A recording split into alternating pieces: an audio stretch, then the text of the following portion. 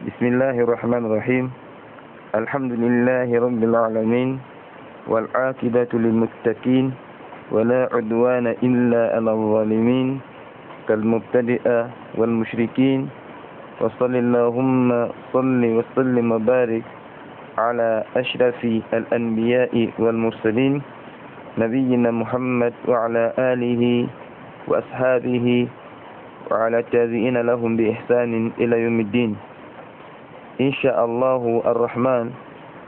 Alors que nous sommes le 7 Ramadan de l'an 1442 de l'émigration du prophète Muhammad sallallahu alayhi wa ala alihi wa ashabihi wa sallam, correspondant au 19 avril 2021, nous voulons, si Allah Azza wa Jalla l'a prescrit pour nous, poursuivre la lecture de notre épître Al-Qawaid Al-Arba', les 4 principes fondamentaux du célèbre érudit rénovateur du XIIe siècle dans le domaine du tawhid, Muhammad bin Abdul Wahhab Suleiman At-Tamimi rahmatullah alayhi rahmatan wasi'ah.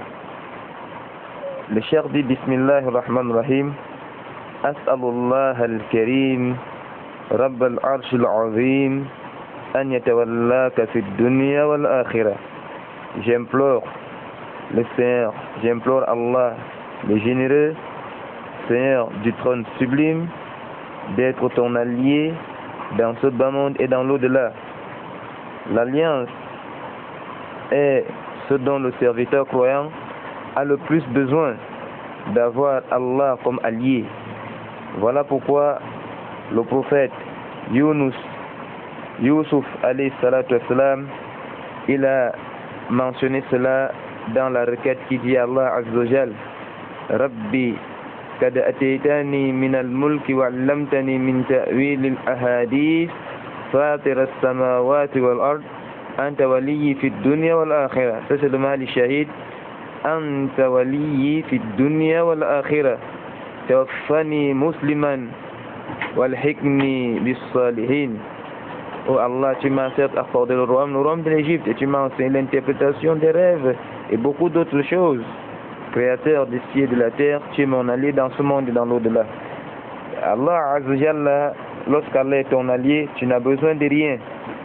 Tu es tellement honoré et tellement préservé et tellement dans le bien. C'est pourquoi Allah, dans le récit transcendant, il dit: Man azali waliyan, quiconque s'attaque à un de mes alliés, Allah dit: je vais lui déclarer la guerre. Mais Allah subhanahu wa ta'ala n'a pas laissé les gens patauger dans ce concept d'alliance, car les soufis dans les siècles antérieurs ont vu l'alliance où il n'y en avait pas. Allah Azza wa Jalla n'a jamais autorisé les gens à patauger sur la question d'alliance. Allah lui-même, il a défini dans le noble Al-Coran.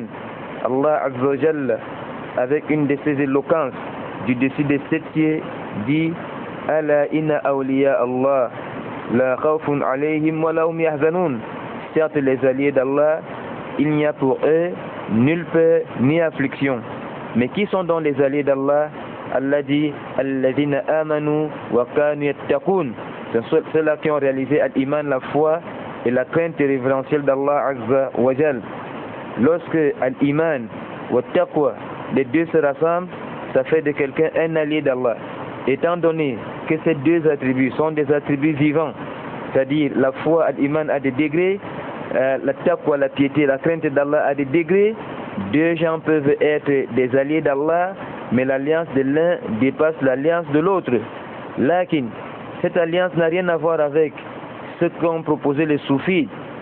Alayhi min Allah, hadahumullah, qu'Allah les guide. Ces soufis-là sont venus avec des étrangetés. Quelqu'un entre dans le feu, il dit qu'il est l'allié d'Allah. L'autre mange des lames, il dit qu'il est l'allié d'Allah. L'autre joue avec des serpents, il dit qu'il est l'allié d'Allah. Jusqu'à ce que les karamites entrent dans le feu. Cheikh Osman bin Taymiyyah a dit: ceux-là sont des koufars. Imam Shafi disait: si tu vois quelqu'un marcher sur de l'eau, regarde bien sa relation avec le livre d'Allah et la sunna du prophète Muhammad sallallahu alayhi wa sallam, Car s'il n'a aucune relation avec les deux, c'est les shaytans, les diables qui le portent à marcher sur de l'eau. Jusqu'à ce que les ibn Sa'di disait, pire que cela, si tu le vois voler dans les cieux, regarde sa relation avec le livre d'Allah et la sunna du messager d'Allah. S'il n'a aucune relation avec les deux, c'est les djinns et les shaytans qui le portent. Donc pour être un allié d'Allah, il faut faire le tahqiq de l'iman. Il faut réaliser la foi. Et il faut, n'est-ce pas, réaliser la piété. Donc cette invocation est tellement immense. Lorsque le Cheikh Rahmatullah alayhi rahmatan wasi'a dit As'alullah al-Karim Rabb al-Arsh al-Azim an yatawallaka fi dunya wal akhirah. J'implore Allah le noble, j'implore Allah le généreux, le Seigneur du trône sublime, d'être ton allié dans ce monde et dans l'au-delà. Qu'est-ce que connote cette alliance en réalité? Allah t'accorde son soutien, Allah t'accorde la félicité et te raffermit sur le droit chemin. Il t'ouvre les portes du bonheur. Sur toi se réalise la promesse d'Allah dans le récit d'Abdullah ibn Abbas. Ihfazillah yahfazka. Préserve Allah, Allah te préservera. Allah te préserve dans ta jeunesse. Il te préserve dans ta santé. Il te préserve dans tes biens. Il te préserve dans ta famille. Il te préserve dans ton foyer. Il te préserve dans ta science. Il te préserve dans tes entreprises. Il te préserve dans tes activités. Ta'ala Allah wa taqaddas. Afin qu'Allah soit ton allié dans ce monde. À cause de cette alliance, tu meurs avec la ilaha illallah. Man kana akhiru kalamihi la ilaha illallah dakhala al-jannah. Celui dont la dernière parole est la ilaha illallah accède au paradis. Donc tu meurs avec la ilaha illallah et tu réussis à la terrible épreuve de la tombe. Le prophète sallallahu alayhi wa sallam disait Lola tadaffanu la sama'tuk mazab al-qabr. Si on ne devait pas vous enterrer, j'allais vous faire écouter le châtiment de la tombe, que toutes les créatures écoutent, sauf les hommes et les djinns. Wallahi, thumma wallahi, wa billahi. Si les êtres humains écoutaient le châtiment de la tombe, personne n'aurait le courage d'aller enterrer quelqu'un et personne ne va accepter d'être enterré après sa mort. Lakin subhanallah, dans cette épreuve de la tombe, ceux-là qui ont été les alliés d'Allah, ceux dont Allah Azza a été leur allié dans ce monde et dans l'au-delà, ils vont braver, n'est-ce pas, ces épreuves. Et la tombe sera pour eux un jardin parmi les jardins du paradis, en attendant, n'est-ce pas, la meilleure félicité. Au jour où ni les biens ni les enfants ne seront d'aucune utilité, sauf celui-là qui viendra vers Allah avec un cœur paisible. Allah Azza sera encore l'allié de cela dans l'au-delà. Il dit, j'implore donc Allah, le très généreux, le Seigneur du trône sublime, d'être ton allié dans ce monde et dans l'au-delà. Qu'il fasse que tu sois béni où que tu te trouves, qu'il fasse que tu sois quelqu'un de béni où que tu sois. Cette bénédiction-là, masha'Allah, Allah Azza wa Jalla l'a octroyée à ses serviteurs, tels que Isa alayhi salatu wassalam, Isa ibn Maryam, il dit, n'est-ce pas, waja'alani mubarakan aynama kunt. Il m'a rendu béni où que je sois. Le prophète sallallahu alayhi wa sallam était béni, tout comme Allah bénit, n'est-ce pas, certaines portions du monde. Allah Azza dit avec une de ses éloquences dans le Coran, Subhanallazi asra bi abdihi laylan min al-masjid al-haram ila al-masjid al-aqsa allazi barakna hawla. Allah Azza dit qu'il a béni les alentours de Aqsa, il a béni, n'est-ce pas, les alentours de Baytul Maqdis. Ta'ala Allah wa taqaddas. Allah Azza, si te rend béni où que tu sois, tu ne seras que porteur de biens et promoteur de biens. Ta présence sera une source de joie, une source de fierté, une source de bonheur, une source de réjouissance.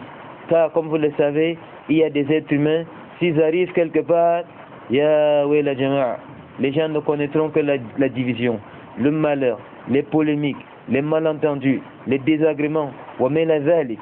Lakin inshallah, lorsque quelqu'un de béni, mashallah tabarakallah, il y a des gens, n'est-ce pas, c'est-à-dire qui ont le chaume.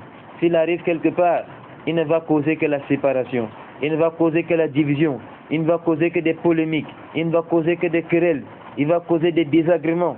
Les gens, n'est-ce pas, seront toujours dans l'étroitesse à cause de sa présence, car lui, il n'a pas de barakat, il n'a pas de bénédiction.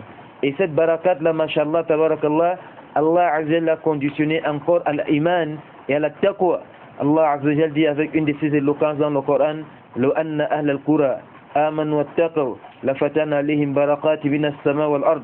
Si les habitants des cités avaient cru et avaient été pieux, Allah leur aurait accordé les bénédictions des cieux et de la terre. Walakin kazzabu, ils ont malheureusement traités de menteurs et se sont retrouvés dans la situation dans laquelle ils se sont retrouvés. Ces invocations immenses sont des invocations qui prouvent que le Cheikh l'Islam, Suleiman At-Tamimi, était d'un cœur pur. C'était quelqu'un de pied. Nous ne purifions personne devant Allah.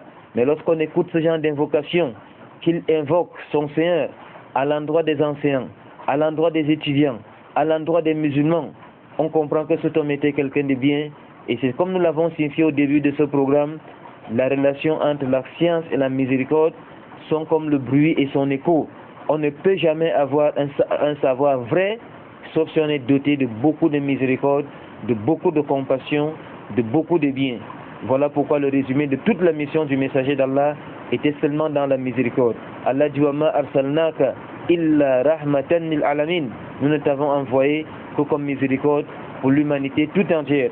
Voilà pourquoi ce cheikh, rahmatullah alayhi rahmatan wasi'a, lorsqu'il fait des invocations comme celle-ci, il ne nous reste qu'à tourner notre espoir et notre cœur vers Allah et de dire Amin, Amin, Amin.